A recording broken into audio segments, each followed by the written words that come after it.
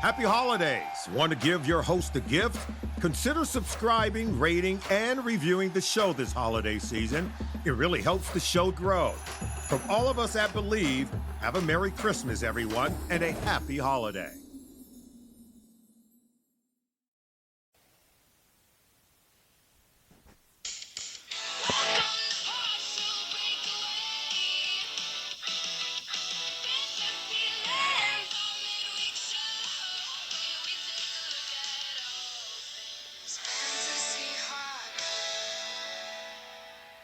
Welcome to our midweek show, The Fantasy Lens, where we take a deep dive into everything and anything fantasy hockey specific. With these young guys off to a flying start this year, I thought it was a good time to dive into the top under 23 active NHL skaters and give you my top 10 defensemen and my top 20 forwards, and have Vince and Nick, who join me as usual, debate and make fun of my choices. So, guys, anything you want to add before we dive right into it? Yeah, subscribe, download, comment, good or bad. Hit the thumbs up on YouTube. At Partial Break Pod on Instagram, X, and TikTok.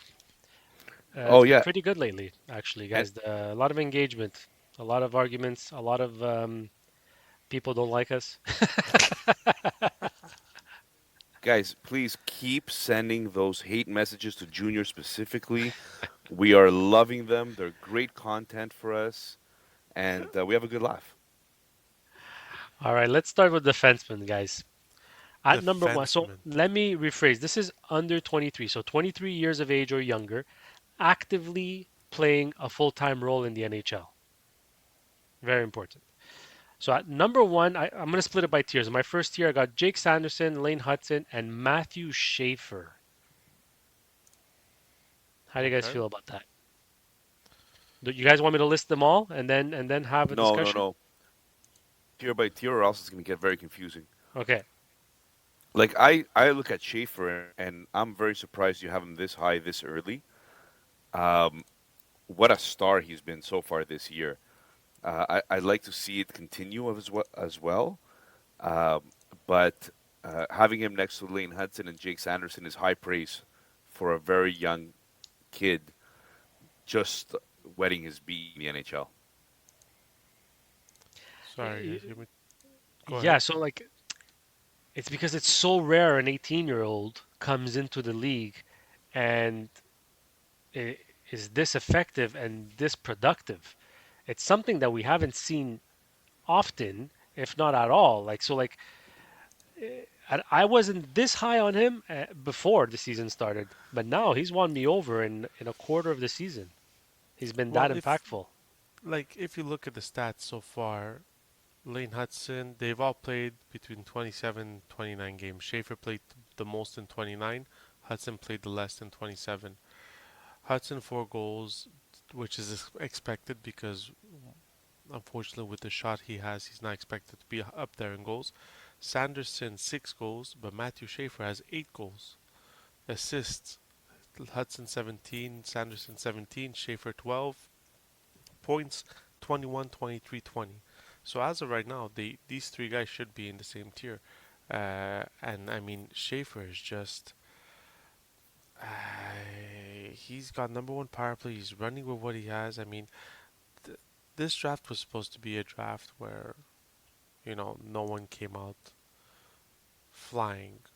It was supposed to be a weak draft, but this kid is just proving the draft wrong. So it's it's something to see. And listen, remember, beginning of the season we were saying Calder Trophy is Demidov's to lose. Well, I think the Calder Trophy race got a lot tighter. Well, I mean, guys, don't forget, Dob Fools doesn't even have a picture for this kid yet. That's how young he is. Years old and like 2 months. It's crazy. Yeah, Okay, so let's move on to the next tier where we have, I mean, after what Vince said last week, I had no choice to put him in the second tier. Luke Hughes, Ziv Buyem, Artyom Levshunov, and I'm going to add Jackson Lacombe in this tier. So we have Luke Hughes, Ziv Buyem, Levshunov, Lacombe in tier 2. How are we feeling about these? Mm, Well, I mean, I'll start off if that's okay. Luke Hughes, I think, and Zeev Buyem are two of the guys that could easily join Tier 1 Oh wow. in the near future. Um, maybe in a few years from now. What's blocking Luke Hughes is just having less competition, I'll say, and a little bit more games played under his belt. Zeev Buyem is these guys though have the potential to become big point producers in the NHL, and maybe more so than a Lacombe and more so than a Levshunov. It's my opinion, but I see those two possibly joining the tier above. yeah, I'm gonna have to disagree. I think Buyem has the potential to go up in the tier above just because it seems like he took over for Brock Faber and it's his first year there. So I believe he's going to be the number one power play guy in Minnesota from starting now, and already rookie season having 13 points, 29 games, 10 power play points. I mean, it's impressive for a rookie to have. Luke Hughes, I don't know. I think he's a talented player, but I mean, he still has Dougie Hamilton there. He the trade rumors with Quinn Hughes. It's fantasy wise, Luke Hughes worries me a bit. I feel he needs that power play to get points, and if he's not on that power play, I don't think he'll get as many points as the other guy. Jackson Lacombe right now has beaten out any young player that's on the Anaheim Ducks on that defense, whether it's Zellweger, Michukov, or whichever. And I mean, he started off slow, but all of a sudden he's on a heater. So he's a well-rounded defenseman, but I still don't think he would be able to crack the top tier over there. Well, the one thing you said about Jackson Combe, um, he's well rounded. Yeah, he's 25 years old, or almost 25 years old. Yeah. The other guy talking about Oh yeah. So 21-year old. Jackson So Lacombe Jackson Lacombe technically should, wouldn't fit. That's yeah, why I didn't see him. exactly, because this should be an under 23 Yeah, team. under 23, which is why he wasn't Junior. didn't pop up in my research. I had no Junior. idea he was that Fail. old. Fail, Jesus, Junior. you Yeah, tell it him, doesn't Nick. matter. Tell It him, Nick. doesn't matter. But Guys, okay, hate mail to Junior directly, please. Don't say that's so the whole podcast the problem. okay, so Luke Hughes, can he hit 60 points? He's never done it. He's not pacing for it. You want to blame Hamilton, or you want to blame deployment? I don't know, but to me, I don't think he's a 60-point guy. I think he could probably hit 50 consistently. I don't think he's going to be a 60-point defenseman. I listen. If he gets, oh, the first listen of the podcast. That's cool. If he gets deployment on the power play, like I said, I think he's a power play guy. Like, I don't see him being a top 1-2 defenseman, especially with his defensive liabilities right now. So he's a 3-4, um, which is listen. I'm not shitting on Luke Hughes because I also think Lane Hudson is a better right now in Montreal is a better off 3-4 defenseman and have Matson and Dobson go up against the other team's best lines and have Hudson not go up against the other team's best lines. Yeah, but keep in So mind this is fantasy wise, right? So whether they're first pairing, second pairing, it doesn't really matter as long as they get the minutes and they can yeah, but produce. but that's why I did what we're comparing now is Sanderson's on the first power play, Hudson's on the first power play, Schaefer's on the first power play. Luke Hughes 1 week is on the first power play, the other week is on power play 2. But that's what I was trying to explain is that there's other players taking his ice time, Yes, especially exactly. on the power play. Yeah. He's 42% last year on the power play. That's less than half the time that the power play is out there that he's out there. And this year he's pacing at 43% of the power play. Hmm. Once again, below 70% pace of the power play, for example. Yeah. There, and if Quinn doesn't get traded there, you know, more of that power play opportunity. Time that he had 70% power play guys, one time in his Dougie Hamilton was injured, I believe, 2023, 2024, he had 25 points just on the power play, Yeah, exactly. you know? Um, so I feel like he might be able to hit that 60. He's still 2 years or 3 years away from his prime, Yeah. and he's playing 23 minutes of ice time this year, which is an improvement over the last couple of years. So it's trending upwards, I think. Yeah. Okay, so let's go to our final. Anything on Levshunov? Maybe he wouldn't have been ranked in this tier last year, but with his emergence this year so far, Levshunov is just it's the team that's up in the air. I mean I don't think on that team there's anybody who's getting number one power play besides him in the future, like Korshinsky maybe. Right now he's scheduled at 55.9% on the power play, which isn't very high. 16 minutes of ice time.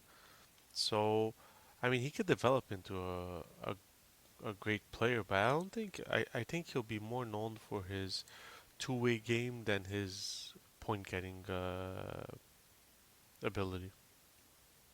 Yeah, well, he's on a 39-point pace this year at the age of 20. Mhm. So that's quite impressive for a defenseman 20 years old. I mean, let's not compare everybody to Lane Hudson. And he was a second overall pick in 2024. So that he will develop into a number one defenseman. And I think that, a la Hedman style, they're hoping that he Yeah, becomes. I think Uh, he's got all the tools. It just now it's a wait and see on how he develops into it. And they've always said defensemen always take longer to develop than any forward. yeah, except Lane Hudson. Yeah, exactly. And unless he's got Schaefer another level rarely. to him that we don't know about. Okay, so our third and final tier is Ziv Buyem's partner, Brock Faber, Denton Matichuk, who I want to speak about in a minute, Brant Clark, and Simon Nemec. So the reason I put Matichuk here, and a lot of people are like, why Matichuk? I'll tell you why I put Matichuk. Because his first year in 45 games, he had 13 points with no power play. Okay, zero power play points. This year, he's off in 27 games. He's off to a 12. He has 12 points. He's on pace for 36, one power play point. Despite having a Werenski that logs minutes and minutes and minutes and that logs all offensive opportunity, this guy is still able to produce. And when Werenski was out, he was always able to come in and produce as well. So I think once he's given more opportunity, I think he's going to be really, really effective, especially in fantasy because he plays kind of like a two-way game. So what do you guys think about this final tier between Brant Clark, Matichuk, Faber, and Nemec? Um, Listen, Faber has Buyem in front of him. Majak has Warinsky in front of him. Nemec has Hamilton and Hughes in front of him. Brand Clark has no one in front of him, but yet I mean, we spoke about it last episode. He still can't take the bull by the horns and go with it. And it's to me, he's one that worries me. Is starting to worry me a little because to have all the opportunity that he's getting and not capitalizing on it, um, might and he's 22 almost. He's gonna be 23 soon. So I mean, 14 points in 28 games, pace up for 41 in his second full season. He's worrisome to me. I love Matichuk. Denton Matichuk was one of my favorite draft picks in the Lama League. He actually had gone 12th in the real NHL in 2022. And in the WHL in 2023, he had 75 points in 52 games for a defenseman. That's quite impressive. He has defensive capabilities for sure. The only thing is, with only 3.6% power play time this year, and he still has 12 points and on a 36-point pace for the season. So once those opportunities start going up, you're only going to see more and more coming from Chuck, I believe, and 12.6 of them goals already this year. So we're kind of seeing him take another step. He's on a hot streak right now, 3 points in the last 3 games. I think Marichuk has a bright future in the NHL. Hmm. Look, I just want to touch on Brant Clark because we kind of forget he came into the league so young and he had so much hype, and you tend to forget, he's not even 23, like Vince said, and every year he's gradually gotten better and better and better, despite not crazy deployment. He's given opportunities, but never stable. So, like, he already has 5 goals this year, which is matches a career high, and it's only 28 games in. He's only had 36% of the power play, even with Drew Doughty out. So a lot of that has to do with deployment. Maybe a lot of that is system. Look, LA is a mess right now. I wonder if they change coach, They're if it helps them they're at all. they're lowest scoring team, so that doesn't help either. Yeah, That they're not scoring. So I mean, if your team's not scoring, it's very hard to get points. I he's heard pacing. You go a ahead. possible Peter DeBoer. The boy, I've heard the Oh boy's my name gosh. Look, Yeah. out he's there. pacing 41. Faber's pacing 42. Nemec is pacing 42, and Matichuk 36. Okay, but So I which mean, one is this the is. most Okay, so in all those four names you did, which one to you is the most impressive? Hmm. I'll I tell you would who I think. say like impressive this year. Yeah, like right now, just the stats you just said that they're what they're. I think because of the competition he has, and he made the most of his opportunity when those guys were out. It's probably Simon Nemec. But that's exactly who I was thinking about. Because remember, Simon Nemec got two guys in front of him. He's got Dougie Hamilton in front of him, and he's got Luke Hughes in front of him. So There's going to it's. be a regression coming. I mean, he has a 14% shooting percentage. That's pretty high for a defenseman. Hmm. But yeah, no, impressive. I think it's him, but I also think it's a great sell high candidate because I think he's giving vibes that he could be top tier or second tier, Yeah. and I don't think he could actually become that. Anything else before we move on to the forwards? DraftKings, Joe? Oh, yes. Okay, so let's do the DraftKings. Let's do DraftKings promo. I was supposed to start with it, but before we go on to the forwards, a word from our sponsor, the jaw-dropping moments that make hockey hockey. Experience them with all DraftKings Sportsbook, an official sports betting partner of the NHL. Missouri listeners, listen up. DraftKings Sportsbook is now live in the Show Me state. New customers, this one's for you. Bet just $5, and if your bet wins, you'll get $200 in bonus bets instantly. Download the DraftKings Sportsbook app and use code THPN. That's code THPN to turn $5 into $200 in bonus bets if your bet wins. In partnership with DraftKings, the crown is yours. Gambling problem? Call 1-800-GAMBLER. In New York, call 877-8-HOPE-NY or text HOPE-NY 467-369. In Connecticut, help is available for problem gambling. Call 888-789-7777 or visit ccpg.org. Please play responsibly. On behalf of Boot Hill Casino and Resort, Kansas. Pass through of per wager tax may apply in Illinois. 21 plus age and eligibility varies in jurisdiction.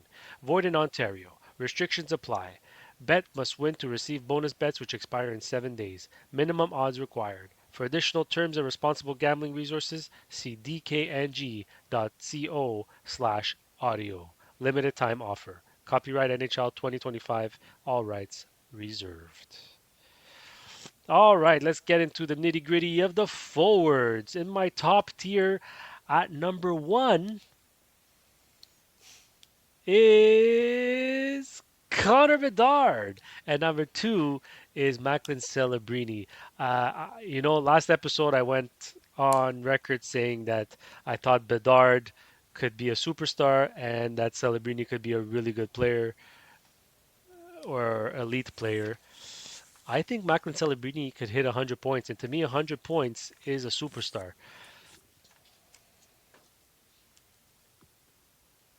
That's it. No, nobody wants to talk. Well, it's I'm waiting for you you to were tell us who goes yeah first. you were cutting No. off, Oh, so sorry. I didn't know what you were saying after I that. was just saying. So Bedard and Celebrini are 1 and 2 under 23 active skaters. Can you really differentiate 1 and 2 here, or is it like 1A, 1B? No, I think it's 1A 1A. I don't think you can. No, but I don't think you can. I think they're 1 point. Sabrini has 40 points. Bedard has 39. They're third and fourth in scoring in the NHL. I mean, these guys are elite players. Listen, people might say Celebrini is just a bit more impressive because he didn't come into the NHL with the hype that Bedard came into the NHL with. So for him to do this in his second year is unbelievable. So, but I mean, both these guys are to me they're 1A and 1A. There's no B, there's no C. They're 1A and 1A. Yeah. So, you want to hear a crazy stat? Connor Bedard is on a hot streak. You don't say. 32 points in his last 20 games. Jesus. That's not a small hot streak. That's 20 games of a hot streak. The guy is absolutely insane. It's only his third season, and he's pacing for 115 points. And Macklin Celebrini is not on a hot streak, but he's also pacing for 113 points. Like, guys, I don't know. They're both absolutely insane players. And I would say that for me, Celebrini is number one. And the reason I think Celebrini is number one over Connor Bedard is From a because this is fantasy only perspective? well, it's only Celebrini's second year. Bedard is his third year, and he's breaking out to that same point pace as Celebrini. So that's the only advantage I could really give Celebrini right now. They're both absolutely phenomenal. From a fantasy perspective, for this year, they're both equal in point pace. So I don't see why this is not that unsustainable, to be honest with you. Yeah, it's splitting hairs, really. It really is. And the only reason I give Bedard the edge is because I think he ends up scoring more goals. But again, 1A, 1A, or 1A, 1B, whatever. Let's move on to tier 2. I couldn't believe this kid was still 23 years old. We got Lucas Raymond at number 3, Leo Carlson, Wyatt Johnston, who feels like he's been in the league forever, but he's still only 23, Tim Stutzla, and Logan Cooley. Vince, first of all, are you shocked that Lucas Raymond is 23 years old? And secondly, is it right to have him here at number 3? Not as shocked as you were, but okay. So this is my take on this tier for fantasy wise. I would have Raymond and White Johnson as 3 and 4. And the reason is because in most fantasy leagues, both those guys are wingers. So wingers are so it's much easier to find yourself centermans in fantasy that will get you points than wingers. So that's why I think Lucas Raymond and Wyatt Johnson, I'd put them at 3 and 4 because Wyatt Johnson's a center wing and Lucas Raymond is a winger. So that's Yeah, why I would, you're talking eligibility on Fantrax, right? even on Yahoo, because all Yeah. the other guys, like Leo Carl, and any, I'm in 3 leagues and 3 different Sites. platforms. Yeah, Yeah. platforms. Leo Carlson is a center only, Stutzel is a center only, and Logan Cooley is a center only. Last year, Cooley had a winger next to him, but this year he's a complete center. So that's why I feel Raymond and White Johnson would be 3-4 for me because they put up the same amount of as points as the other guys, but they're wingers. So to me, that's more valuable than the centers. I like that. I like that. It's talking about Smart. something different than we've been talking about so far with Mm. the players that we've discussed. Um, I think Raymond is an absolute find. My God, You know, he's like driving that Detroit team. Him yeah, and Larkin. he was a fourth overall pick, right? So he wasn't even Watson. Like Jesus, I would have had any of these guys in fantasy, to be honest with you. Um, but I just Raymond is absolutely insane. 94-point pace. His shooting percentage is normal, not anything outside of his career norms, right? Um, he's pacing for 94. I said that already, but 10 goals already, 21 assists for 31 points, 18 and a half or so minutes of ice time. It's not even crazy. Like no, it's not crazy numbers. It's just good. 68% top power play, and he's won a faceoff. 100% on the faceoff circle. But like I think Lucas Raymond is just having a great breakout season, and it's funny to say breakout. He had 80 points last year, but I think he has another level here. Yeah. I feel like we were all waiting for this season from Raymond, and it's finally here. So the reason, the thinking behind my tier here was Bedard Celebrini 100 plus points, and these guys is either like 90 points or like almost point per game, a little over a point per game, but could score 35 to 40 goals like a Wyatt Johnson type of thing. That was the thinking behind that tier. Okay, so let's move on to tier three. And do Wait, you want wait, to wait. add Before anything? we move on, we have to add something here. I understand the position preference that Vince was talking about. Completely understand that. But hard to say that Leo Carlson, who's pacing for 105 points Hmm. this year, and he's pacing for like 40 goals, Yeah. is not In the top tier. even possibly even higher than Raymond, right? So Um, yeah, the reason was because this is the first time we're seeing it. Where he had a little, even though he was drafted high, he had a bit less of a pedigree than Bedard and Celebrini did. And Bedard showed flashes in his rookie year. Celebrini flashes in back-to-back rookie and sophomore year. Carlson is just now starting to show that, so I was a little hesitant to put him over Raymond. That was the only reason. okay, Any thoughts on Logan Cooley? You guys think he could be a consistent 90 point player? I said it last episode. I feel he's a bit streaky. He's a streaky player. Like I said, he has his 8 goals, and two like 8 goals came in 2 games. So I feel he's a bit of a streaky player, but he's got that number one center position in Utah like stapled in. So I believe he could be a point per game player. I just don't know if he could be more than that. All right, so let's move on to the next tier, which is the third tier. We've got Cutter Gauthier, Will Smith, Seth Jarvis, who by the way is 23 years old, Ivan Demidov, Matthew Nyes, and Matvey Mishkov. So the thinking behind here is obviously goals or point per game, but maybe or more, but not enough goals to support the next tier to go to the next tier. So I'll hand it over to you, Nick, this time. Cutter Gauthier fair at number 8 there, even above a guy like Will Smith. fair. Over a guy like Will Smith, I will agree with you. It's the Jarvis thing that I'm not so sure about, right? If we're talking about somebody that is pacing for over 35 goals this year, Seth Jarvis is that player. But I do believe that they're in the same tier, if that makes any Okay. sense. Yeah. Uh, um, but Cutter goes here. What really sets him apart is if your league counts shots.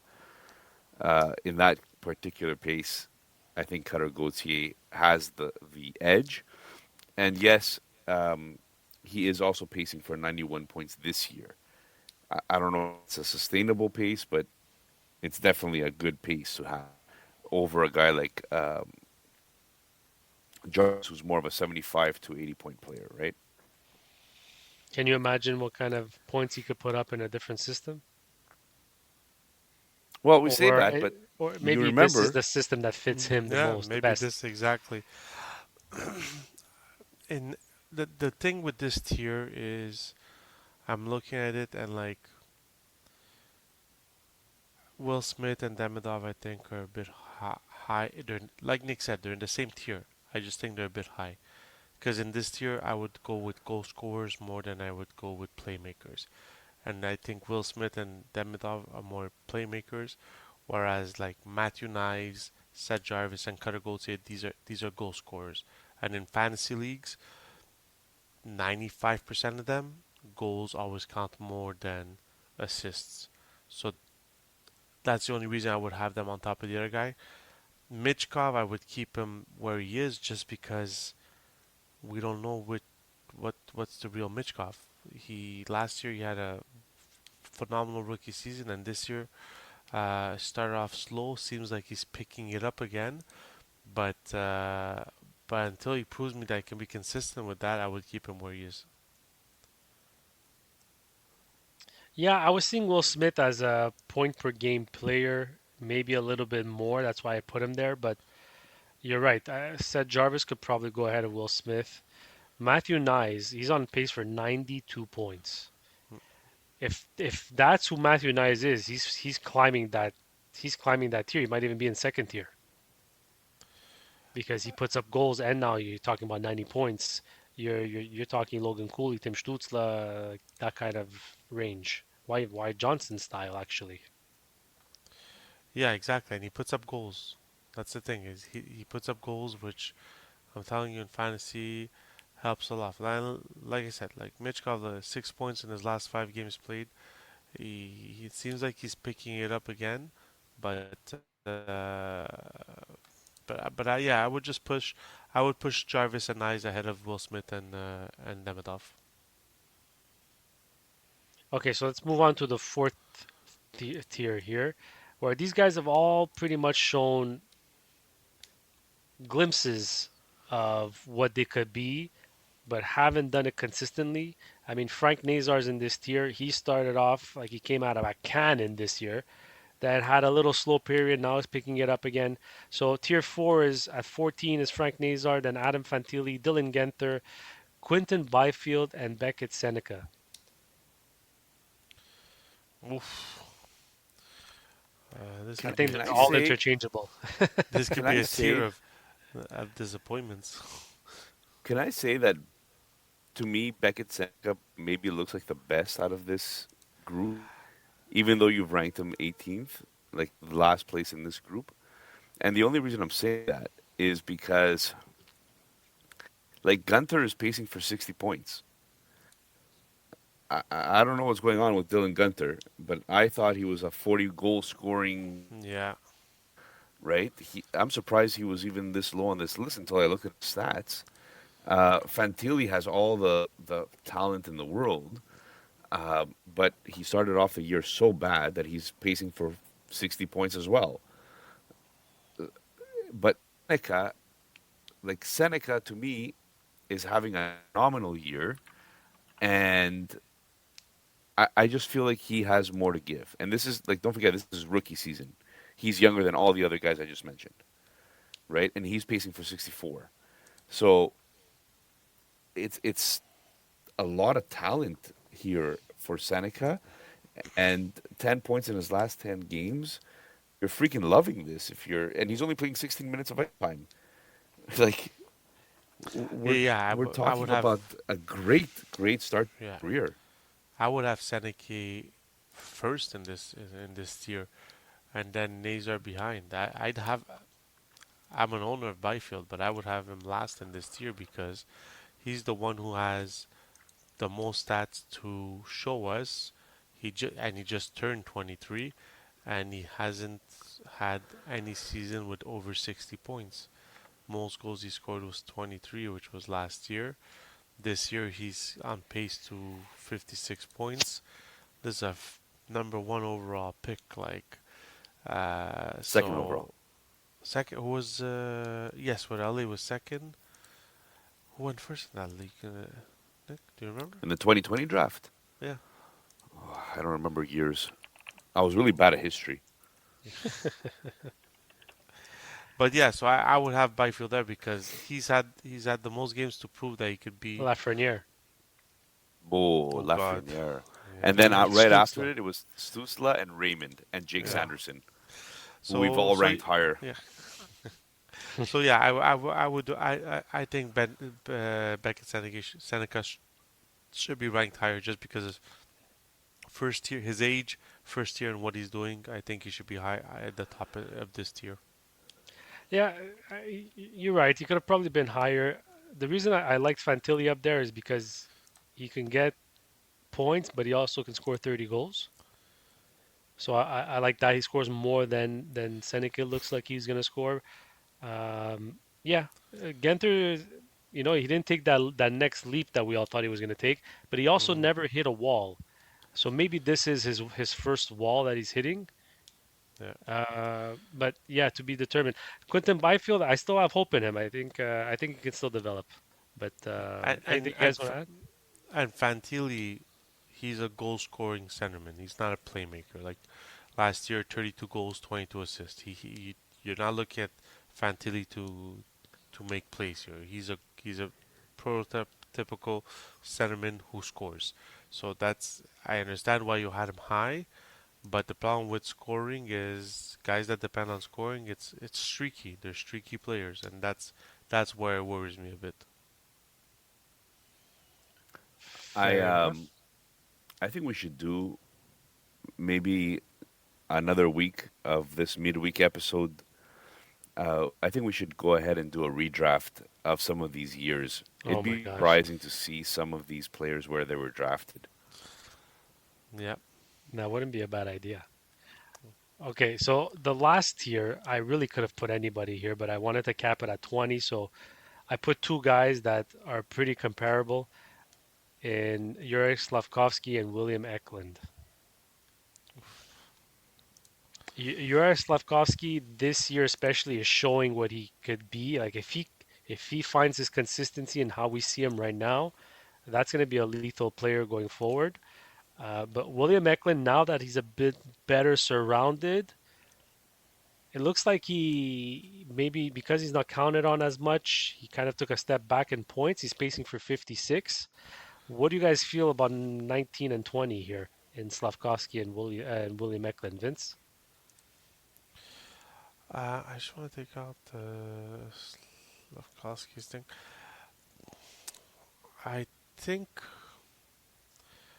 Listen, They're 2 years apart, just to Yeah, as a but reference. Slavkovsky is paced for 49 points in his third year, fourth year in the NHL, and he's getting every opportunity on that first line, first power play to get things straightened out. So I like Eklund. I think he's a winger. He's It's his third year in the league. He's pacing for just a little more points, 56. They both play with talented players. I mean, Eklund plays with Celebrini sometimes. Slavkovsky plays with Suzuki Caulfield. I mean, like we were saying with Bedard and Celebrini, it's 1A, 1A. This could be maybe 19A and 19A, like at the bottom. So I think that they're the same players. I just because I'm a Habs fan, I'm waiting. I'm still waiting for Slavkovsky to be the player that we're all expecting him to be. And He it was a number sucks. one And it overall pick, eh? Yeah, it sucks. It's the number one overall pick, and that's what comes with that territory. So he's saying all the right things. I don't know. Nick? It's beginning to look a lot like Christmas. It is. Slavkovsky is 6 points in his last 5 games. I'm hoping that this is the start of a little bit more. He started the year better than he did the previous years, Yeah.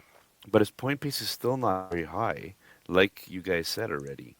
Um, he does a lot of other things really well on this team. So, like for me, I'm not gonna see Slavkovsky as a point per game player in his future necessarily.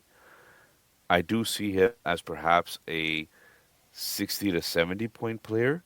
Maybe his Mm-hmm. peak is going to be 70, but doing a lot of the things that you want a big-bodied player to do, winning battles in the on the boards, getting the pucks to the more skilled, and he's been setting up a little bit more.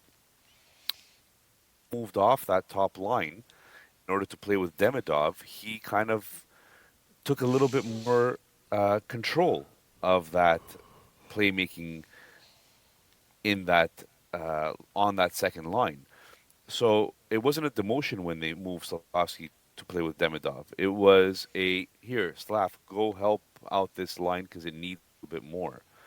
I just wish we could see what this lineup would be with a fully healthy lineup all the time. Right? Newhook injured, Dak injured, like all of this plays a role even with Slavkovsky. I just feel like he's not gonna be a point per game player though in his future. It is what it is. What's promising too, from a little bit of a different aspect, is he's got 9 power play points already in 27 games. Last year he had 10, and the year before that 14. So his power play points is going up. He's shooting more. He's really, I mean, if you look at those analytics player cards, you'll see his defense is like 98 and his offense is still in the 50s. He just needs to bring his offense up a little bit, and this guy's going to be a threat. But I don't want to take anything away from William Eklund. Last year, he had 17 goals and 41 assists. The only reason I have Slavkovsky above him is because I think he can score more goals. And, you know, we say it time and time again, goals are more prestigious in fantasy leagues. So when the points vary very little, you're always going to give the edge to the guy who should or you think is going to score more goals. Mm-hmm. To end this episode, guys, you want to add anything else? To repeat, my bad. Jackson Lacombe is not 23 or under. He's a late bloomer. He's a very late bloomer. I just want to see something with one player. By the way, the Fantasy Lens episodes, our midweek show, seems to be more popular than our main show, guys. Nice. So we need to boost up our main show. Listen, one guy to look out for, my friend. Tom Wheelander, 8 points in 19 games, has 2 points today. I mean, he's a defenseman to watch, especially if that Quinn Hughes goes away. He'll definitely be a defenseman to watch. I can see that. Nick, Nick, any final words? No, I'm actually looking for a replacement to Vasilevsky now, who's also somehow injured. Hey, Nick. Yeah, Vasilevsky Nick. and Kuch. Yeah, but I think Tampa Bay is doing a really good job at Junior. What were you saying before? At Load management. It really load seems like they're doing a management. lot of load management. Yeah. Yeah. Mm. That's it. Hey, Nick. Nick, you hear me, Nick? Yeah, I hear you. I don't want to hear you, Which- but I hear you. Which days are the strongest? Can you repeat that? Which days are the strongest? Nope, no idea. Saturday and Sunday. The rest are weekdays. Oh, And on that that was better. note, That was better than your last one. yeah, have a splendid week, everybody, and we'll see you again on Monday. Enjoy. Take care, everybody. peeps.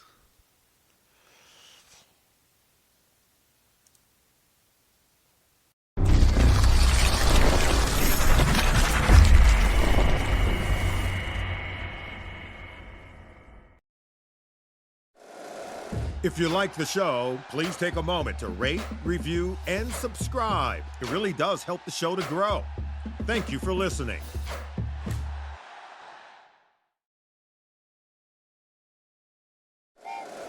Happy holidays! Want to give your host a gift? Consider subscribing, rating, and reviewing the show this holiday season. It really helps the show grow.